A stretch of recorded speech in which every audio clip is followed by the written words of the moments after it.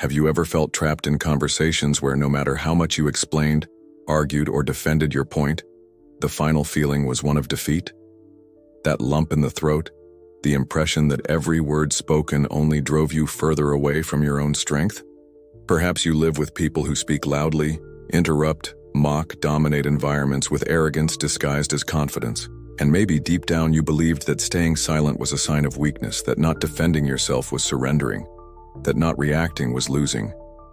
But what if I told you that all of this is an illusion? That true power never lay in words, but in their absence.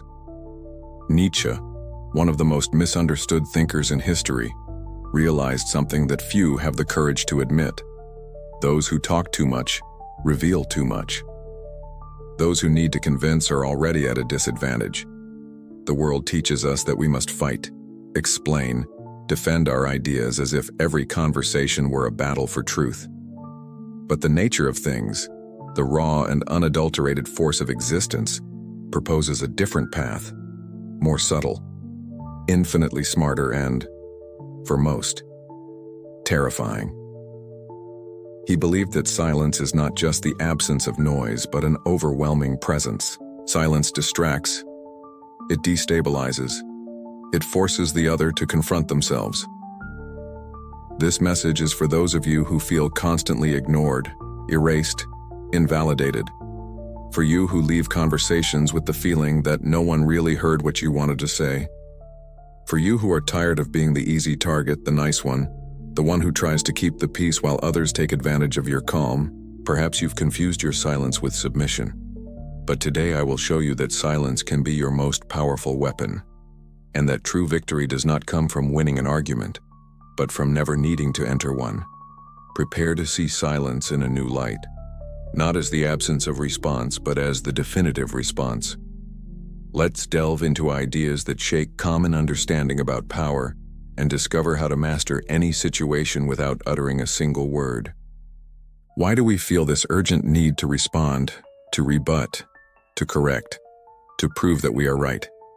Because deep down, we have been conditioned to believe that truth needs to be defended tooth and nail, that if we remain silent, we are allowing others to win. But Nietzsche saw this as a symptom of our deepest weakness, the fear of appearing weak. And lurking behind this fear is the ego, a fragile ego that cannot stand being questioned, that confuses divergence with attack, and that turns any conversation into a battlefield. He said that most people do not seek truth when they argue. They seek power. They seek to reaffirm their beliefs not because they are solid, but because if they are shaken, everything collapses. Argumentation, in this sense, is not a tool of wisdom. It's defensive armor, a desperate cry from the ego to keep control of the narrative. And what does this mean? That the moment you feel compelled to justify yourself to prove your point, you've already entered their game and lost.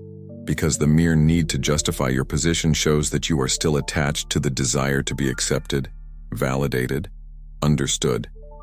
Nietzsche called this herd morality, the behavior of those who live under the expectations of others, who wish to be seen as good, correct, just. But this quest for approval is exactly what keeps you weak. True strength, according to him, lies not in convincing others, but in not needing to do so. It's in sustaining your vision even in the face of laughter, criticism, rejection. It's in being misunderstood and remaining unmovable. What he proposes to us is a type of power not measured in verbal victories but in internal mastery. A power that comes from the ability to remain calm while everyone around loses control. A power that grows when you stop reacting. If you really want to win, you need to understand this. The game of discussion is theater, and the first to stand up to act has already lost. Nietzsche knew that the reactive mind is a subdued mind. The mind that observes, this indeed is the dangerous one, because it is above the need to prove anything. But then if we shouldn't react, how can we exert power over others? If words betray us, how do we make others feel our strength without uttering a single phrase?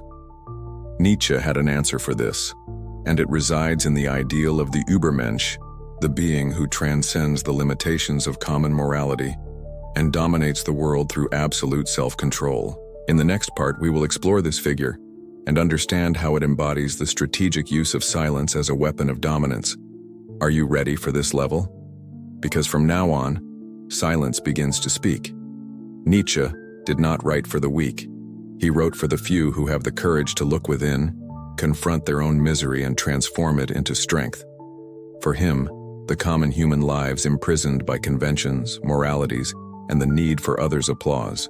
But there is another kind of being, rare, dangerous, free, the Übermensch, or Superman. He does not live reacting to the world. He shapes the world in his image. And the most impressive part, he often does this in complete silence. The Übermensch does not need to win debates. He does not engage in cheap emotional games. He observes. He understands. He meticulously chooses when to speak and, more importantly, when to remain silent, because he understood something others ignore. Silence is a form of language, a language that does not try to convince but imposes presence.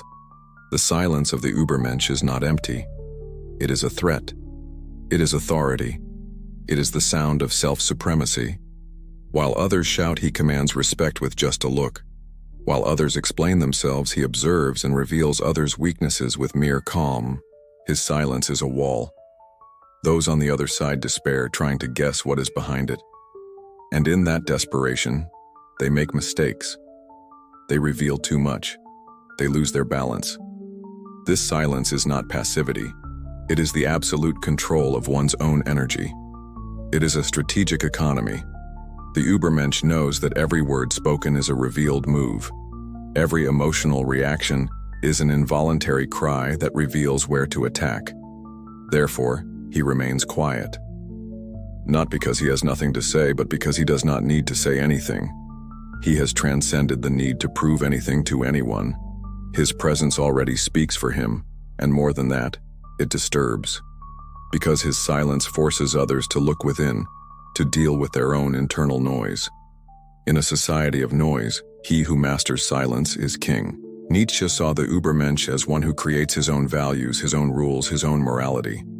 He does not depend on anyone's validation, and that is why he is feared. Because nothing destabilizes more than an individual who cannot be manipulated by guilt, fear, or the need for acceptance. His silence is the shield against all these mechanisms. And when he speaks, it's because his words are going to bring down an empire. But this brings us to an essential question. What makes silence so unsettling for others? Why do many feel threatened when someone simply chooses not to react? What happens inside the human mind when expected confrontation is replaced by an overwhelming absence? The answer lies in psychology. And that is exactly what we will explore in the next part. Because to understand the power of silence, we need to first understand the chaos it generates in others' minds. And believe me, it is far deeper than it seems. Silence is not just the absence of sound, it is a mirror. And what it reflects is unbearable for many.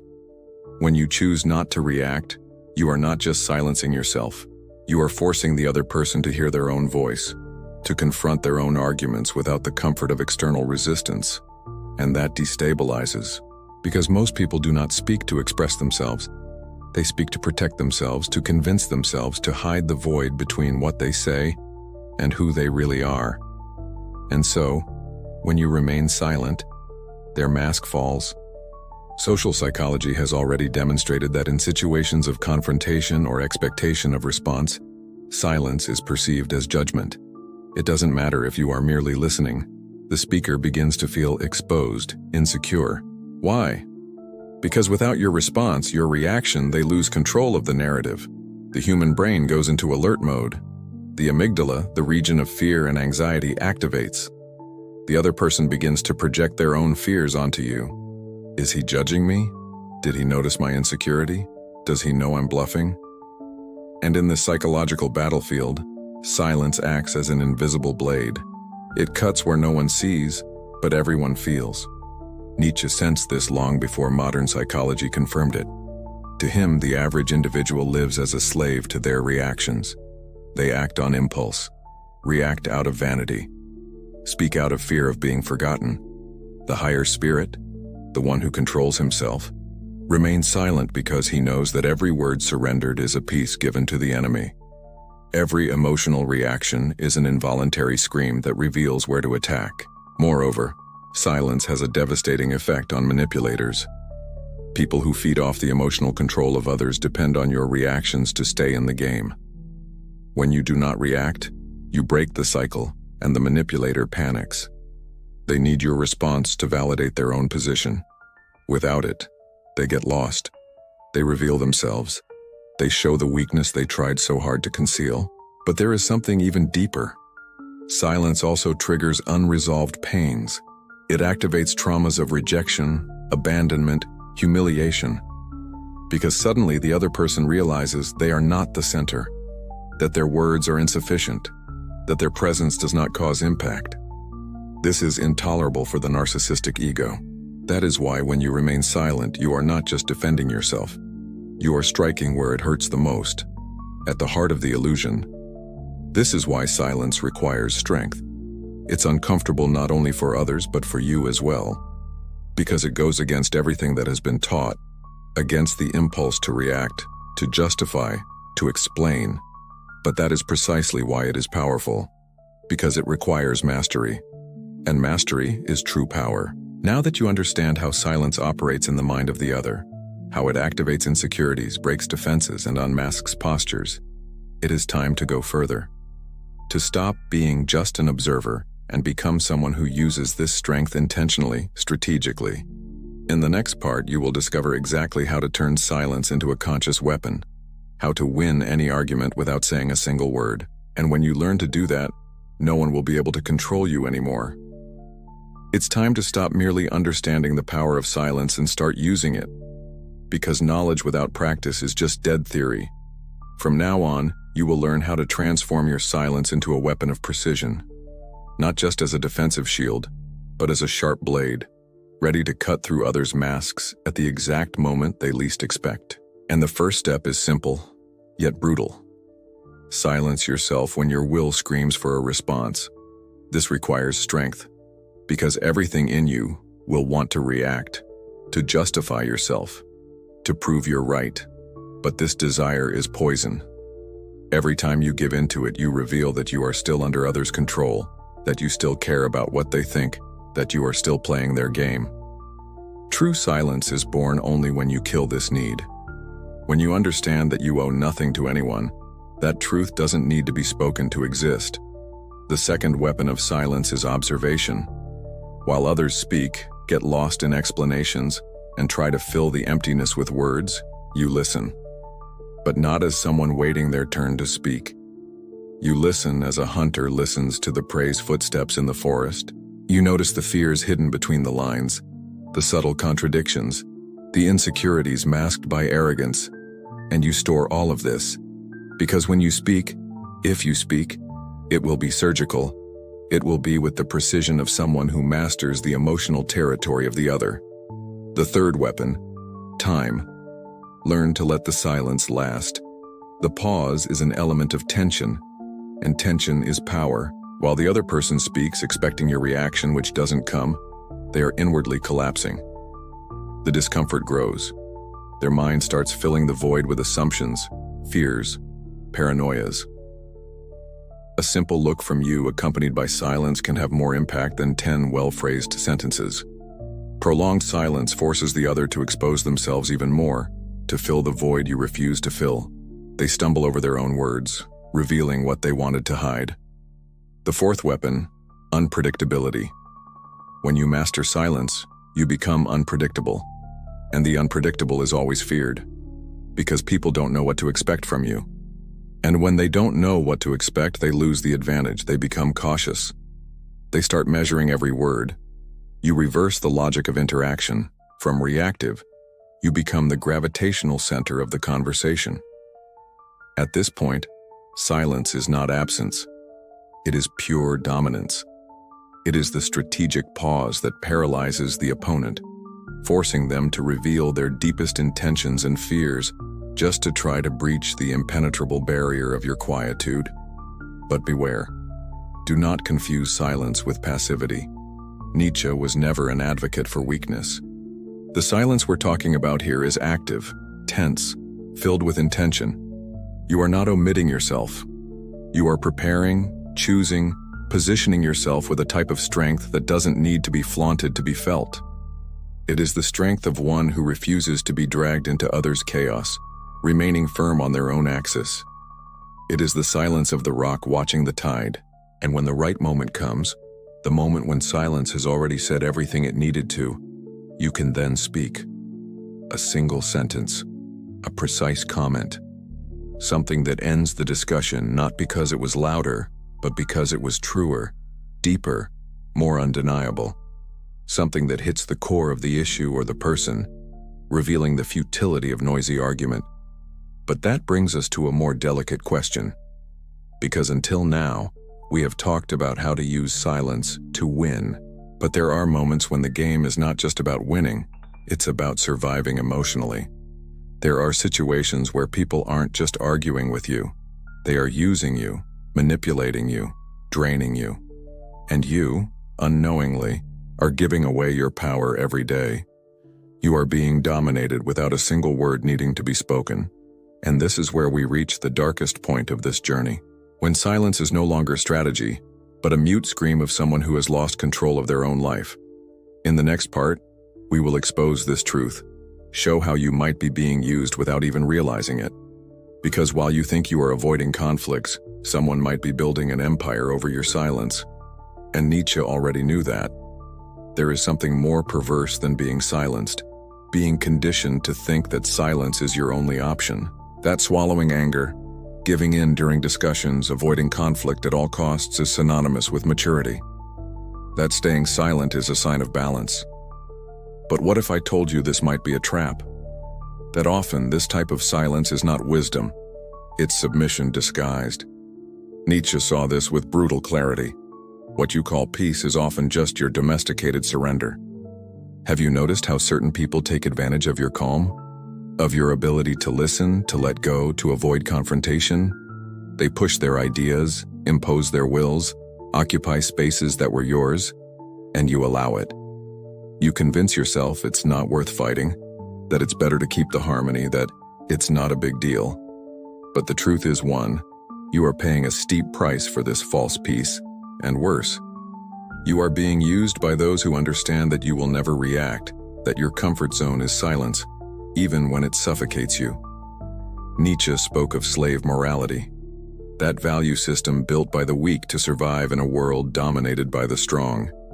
It is the morality of resignation, guilt, of being nice.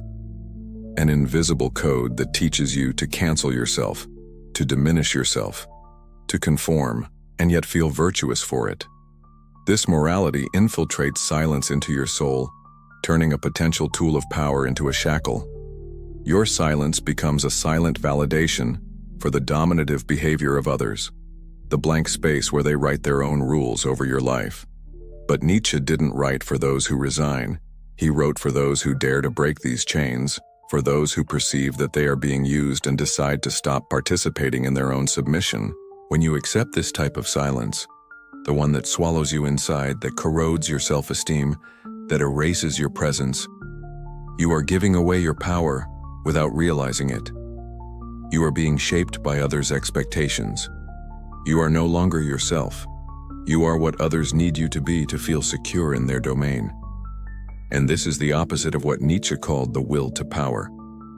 Because the true will to power is not shouting. It's not dominating others, it's dominating oneself. It's reclaiming control of your own narrative. It's being silent not because you fear, but because you owe explanations to no one. This silence of submission must die, and in its place the silence of presence should be born.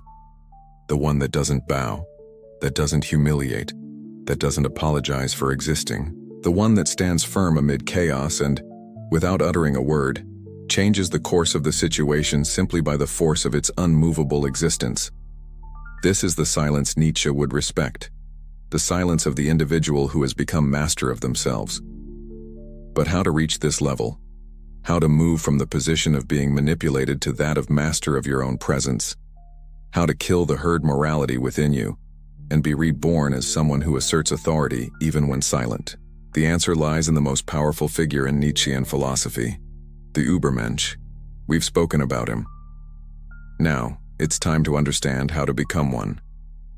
In the next and final part, you will discover what it takes to embody this new type of human being. Because the world doesn't need more talkers. It needs those who master silence and reign with it. We have reached the final point. And now, you need to understand something with utmost clarity. Silence is not absence. It's not emptiness. It's not a space between sentences.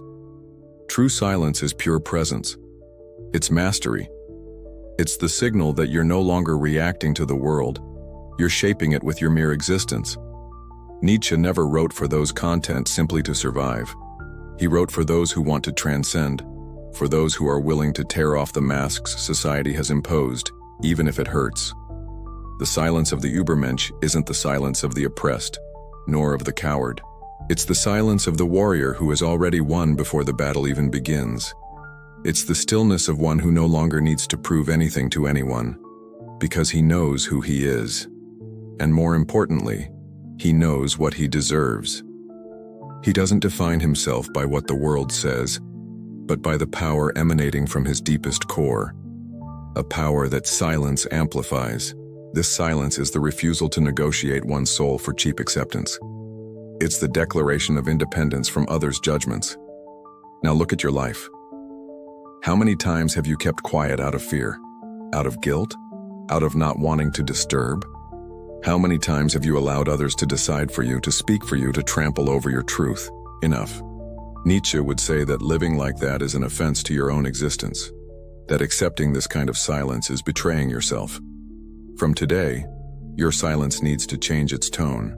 It needs to cease being an escape and become an invisible roar of authority, an insurmountable barrier, an affirmation of who you are, even if no one understands. Because who you are doesn't need to be understood, it needs to be lived.